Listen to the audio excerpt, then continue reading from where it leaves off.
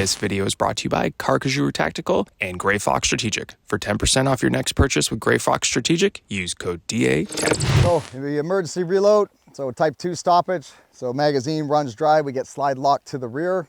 We're gonna sort it out and get the gun back up and running again. So we've got our magazine, empty magazine, we're 1 round in it. We're gonna load ready press check. And we know what's gonna happen.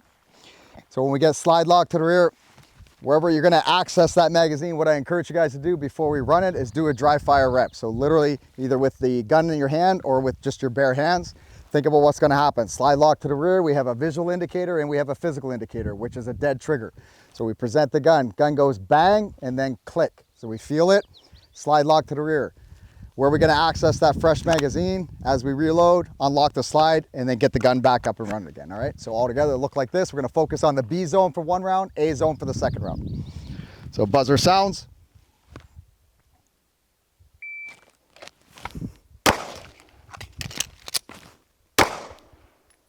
Follow through. We'll pick up our empty magazine, conduct a tack reload. Now we're set up for the next rep. All right, 1 to the B zone, reload, 1 to the A zone.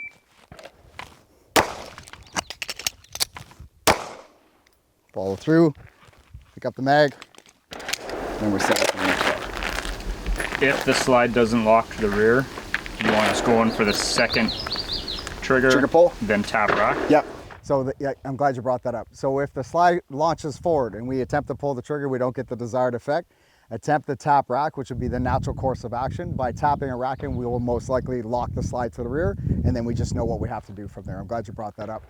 Also with this too, if, for example, we get a slam feed, so slides locked to the rear, hopefully it works. Yes. If we get a slam feed, no problem. What do we do? What do we do? Rack it.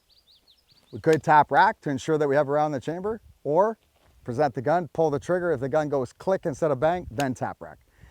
And the reason that I believe that is if we're adding an extra step that may not be necessary, then we're not on target as quick as we could be.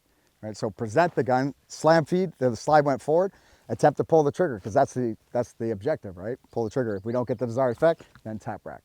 Sometimes it's been taught, and I've been on the receiving end of slam feed happens, tap rack anyway, and if we eject a round that was chambered, don't worry about it.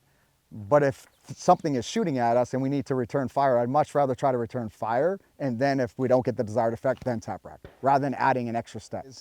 Dudes with big mitts, or some people that rely on the slide stop lever to initiate the slide forward. Okay, does this happen to you sometimes? Yep. So sometimes what will happen, and the reason I have a raised lever is to get it out of the way, but sometimes this will happen.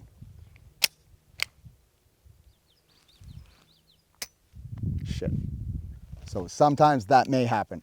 Therefore, tap rack and off we go.